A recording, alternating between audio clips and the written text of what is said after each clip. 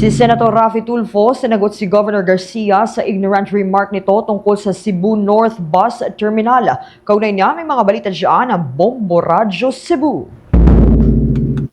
Tumugon na si Senator Raffy Tulfo kay Cebu Governor Gwendolyn Garcia matapos itong tawaging ignorante sa batas kasunod ng kanyang pagbatikos sa paniningil ng bayad sa mga pasaherong gumagamit ng mga pampublikong banyo sa Cebu North Bus Terminal, isang aksyon na sinasabi niyang malinaw na lumalabag sa Republic Act 11311. Sa isang Senate Committee hearing video na naipost sa kanyang social media account, idiniin ni Tulfo na namumuno sa Senate Committee on Public Services na marami itong naobserbarang paglabag sa Cebu North Bus Terminal. Bagamat hindi niya binanggit si Garcia sa video ng pagdinig sa committee, nauna ng pinuna ni Garcia ang pag-inspeksyon ni Tulfo sa Cebu North Bus Terminal at ang kanyang mga pahayag na mga paglabag sa terminal na pinapatakbo ng Kapitolyo. Sa pagdinig ng Senado, binanggit ni Tulfo ang Republic Act 11311 na kilala rin bilang Act to Improve Land Transportation Terminals, Stations, Stops, rest areas at roll-on and roll-off terminals na nagbibigay ng mga pagbababuti sa mga pasilidad na ito at nagbabawas sa ilang mga gawain.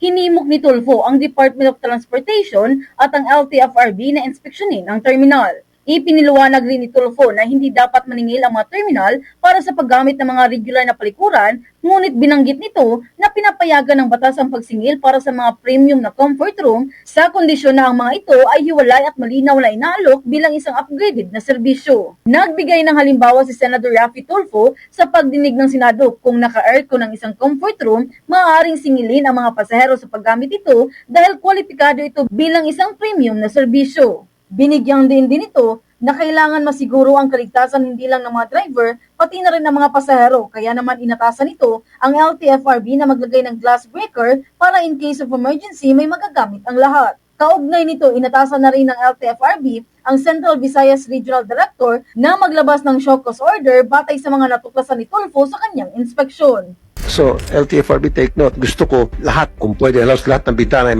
may glass breaker. At syempre, hindi lamang sa driver side, kundi maging doon sa passenger side, meron din fire extinguisher para in case of emergency, magamit yung mga pasahero. Mula rito sa lungsod Lawigan ng Cebu, Bombo Jonah Cañati para sa number 1 and most trusted radio network in the country, Bombo Radio Philippines. Basta Radio, Bombo!